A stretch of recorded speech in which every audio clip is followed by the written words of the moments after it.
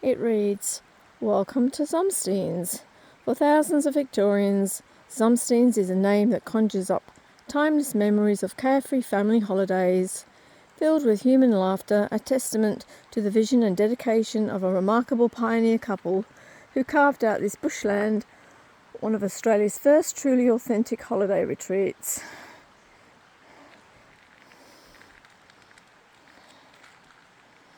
Right, I'm going to go over the bridge. So there's tracks here that lead you to all different walks and even back into Halls Gap. We were going to do the Mackenzie Falls track, but it's been closed due to construction, so that won't be happening. This is probably part of the watercourse that runs to Mackenzie's, and there's several other waterfalls that are also in this area. Graham said there used to be a swimming pool up here. We'll go and check it out anyway.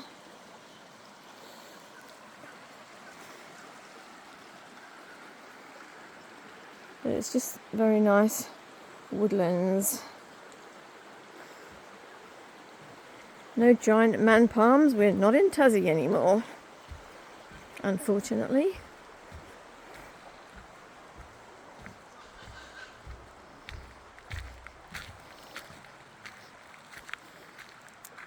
I've got this gnarly book here made out of iron, maybe?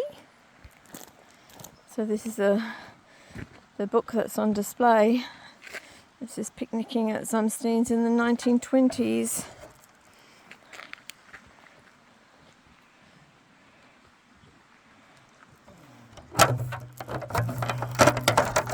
It's hard to turn these pages over because it's a bit distorted. Games.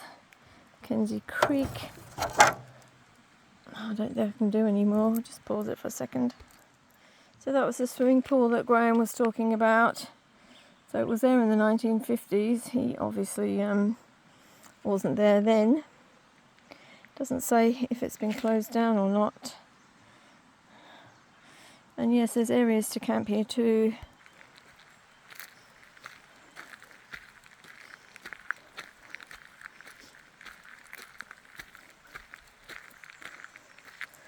I don't know where Graham's gone to. I think he's gone to find the swimming pool.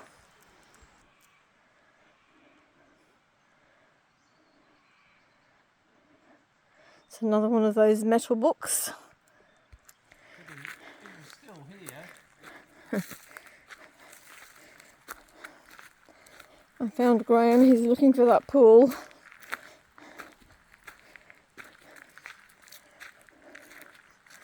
So this was a cottage, and it survived for nearly 80 years before a fire hit.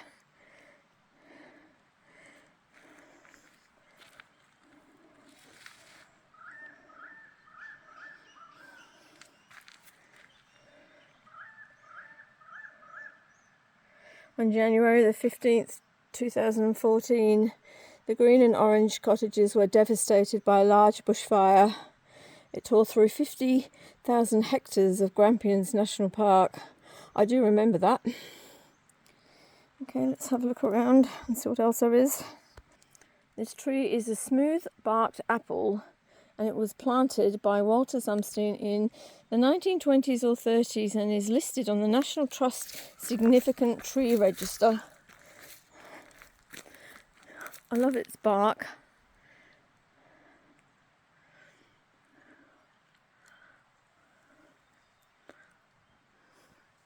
And very gnarly branches.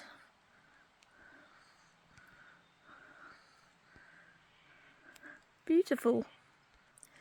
And so to accommodate during the 20s and the 30s, Walter Zumstein built these 3 rammed earth holiday cottages here in the 30s using soil excavated from the nearby swimming pool. The cottages were simply named green, blue and orange, after the colour of the painted lintels over the doors and windows. The cottages, despite being basic, were very popular during the summer and Easter holidays. They are today recognised on the Victorian Heritage Register as some of the very few rammed earth style buildings using local materials from the early 20th century. That's another one.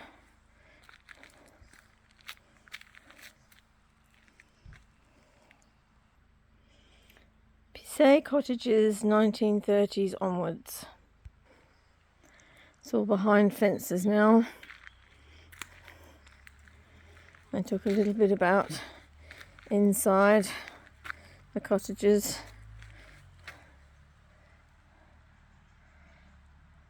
Very basic. The condition of everything was sort of Spartan, but that's how we liked it. We'd go to bed in our swimming togs, we'd get up and go down to the hill, to the pool, we'd come back home, we'd eat, we'd go back to the tennis courts. That was from one of the visitors. So we're going down a hill here, so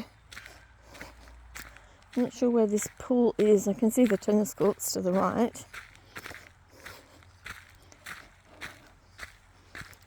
I thought that might have been tennis courts, but I don't think so.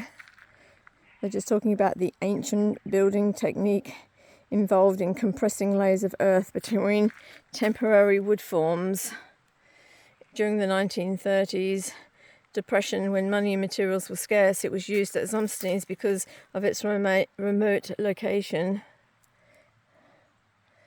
To build his 3 cottages, Zumstein first excavated soil by hand and mixed it with a rock. He then dropped the mixture into a timber formwork or mould and rammed it by hand. Once the soil had been compacted to form they call it a pissay wall, that's a rammed earth wall, he removed the formwork and moved it sideways to build the next stage of the wall. Doors and windows from the former Lutheran church at Horsham helped him finish the job. There you go. This reads, and I'll show you. As the Mackenzie River was the main water supply for Horsham, swimming was not allowed, but in the mid-1930s, Walter Zumstein dug a large swimming pool using a pick and a shovel and his wheelbarrow. It took 5 years to complete, with various friends and visitors helping with the cementing. The earth from the pool excavation was used to build the Pissay cottages, another lengthy labour of love. So that's what this area would have looked like.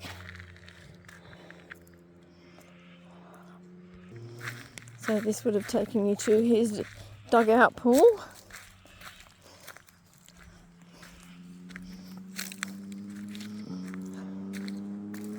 Yes, swimming pool. Did you read the information, Graham? How we dug it out by hand and pickaxe? The monsters. This looks like a pond. Is that all of it? Well, it was.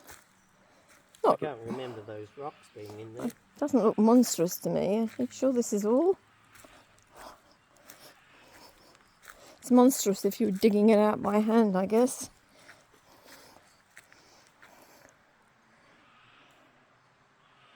Anywho, that's the said pool.